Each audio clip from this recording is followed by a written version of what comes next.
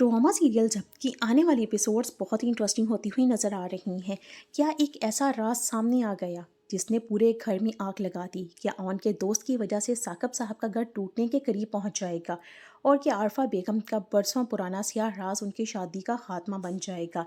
घर के एक कमरे में बीजान और लायला जोया के मुस्तकबिल के बारे में संजीदगी से गुफ्तगू कर रही थी।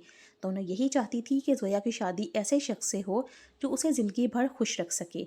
बातों ही बातों में आयला ने बीजान के सामने वो राज खोल दिया जो अब तक सिर्फ चंद लोगों को ही मालूम था। उसने धीरे से कहा, बीजान जोया ऑन के बेहतरीन दोस्त राफे को पसंद करती है और राफे भी उससे मोहब्बत करता है।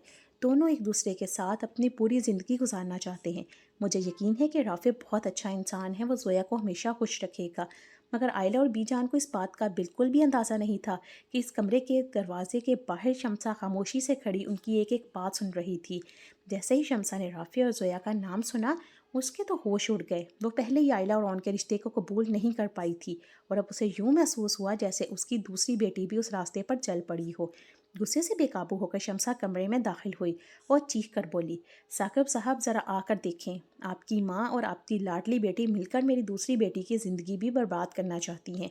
यह सब ऑन की साजिश है। उसने जानबूझकर अपने दोस्त राफे को जोया के करीब किया ताकि वो इस घर में अपनी जगह बना ले। शमसा यही नहीं रुकी, उसने ऑन पर इल्ज़ाम लगाते हुए कहा, ऑन चाहता है कि उसका दोस्त जोया से शादी करे ताकि बाद में पूरे ख़ानदान की जायदाद पर कब्ज़ा किया जा सके। ये बातें सुनकर साकब साहब शदीद परेशान हो गए। वो समझ नहीं पा रहे थे कि किस पर यकीन करे और किसकी बात माने। दूसरी तरफ जोया अपने कमरे में बैठकर खामोशी से आंसू बहा रही थी। शमसा ने दो टोक ऐलान कर दिया था, मैं जोया की शादी दुनिया में कहीं भी करूँ दूंगी, लेकिन उसने कभी दोबारा राफे का नाम लिया तो मैं अपनी जान दे दूंगी। उधर घर के दूसरे हिस्से में एक और नया तूफान उठने वाला था। रमला ने फैसला कर लिया था कि वह मज़ीद खामोश नहीं रहेगी। वो सीधी अपनी भुप्पो आरफा बेगम के पास गई और सख्त लहजे में बोली, फूफो, आपने ज़बरदस्ती मेरा निकाह अपनी मर्ज़ी से करवाया, लेकिन अब मैं मज़ीद खामोश नहीं रहूँगी। मैं फ़ारूक अंकल को आपका सारा सच बता दूँगी। मैं उन्हें बताऊँगी कि आपने किस तरह आयला की ज़िंदगी बर्बाद की। हालांकि वो बेगुनाह थी, आप सब कुछ जानती थी, लेकिन फिर भी अपने बेटे की गलतियों पर पर्दा डालने के लिए आयला को कसूरवार बना दिया। आरफा बेगम ने रमला को रोकने की बहुत कोशिश की। कभी उसे जायदाद का लालच दिया, कभी रिश्तों का वास्ता दिया, मगर रमला इस बार सच लाने का फ़ैसला कर चुकी थी। वो सीधी फारूक साहब के कमरे में पहुंची उनसे बात करने के लिए। उनके सामने बरसों से छुपाई गई हर हकीकत बयान कर दी। उसने वो तमाम सबूत भी पेश कर दिए जो आरफा बेगम ने सबसे छुपा रखे थे। रमला ने कहा, फारूक अंकल, आप जिस आयला को आज तक कसूरवार समझते रहे वो बेकसूर थी। पुप्पो आरफा ने जानबूझ पर उस पर झूठे इल्ज़ाम लगाए ताकि अपने बेटे की गलतियों को छुपा सके। यह सब सुनकर फारूक साहब पर जैसे क़यामत टूट पड़ी। उन्हें यकीन ही नहीं आ रहा था कि जिस औरत पर उन्होंने हमेशा अंधा एतमाद किया वो इतना बड़ा धोखा दे सकती है।